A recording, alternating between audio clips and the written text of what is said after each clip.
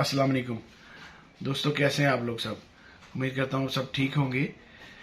आज हम बात करेंगे ओप्पो के A16e के बारे में। कंपनी ने इसकी प्राइस काफ़ी डाउन की है। ये फ़ोन 4GB रैम 64GB रोम के साथ है। ये फ़ोन है। एक कैमरा इसका बैक पे दी है। इस फ़ोन की पाकिस्तान में इन्होंने ऑल ओवर दी पाकिस्तान इसकी 60,000 प्राइस चल रही है, जो कि इन्होंने कंपनी ने आजकल इसकी प्रोमो लगाई हुई है।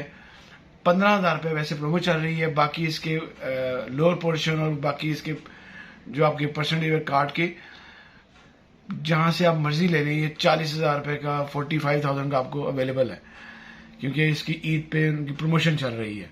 इसलिए आप लोग इसके 60,000 में ना लें, इसकी 45,000 में आप लोग इसको खरीदें। उम्मीद करता हूँ आपको मेरी वीडियो से इंफॉर्मेशन अच्छी मिली होगी। आप मेरी वीडियो अच्छी लगे लाइक करें, शेयर करें। अल्लाह हाफिज़।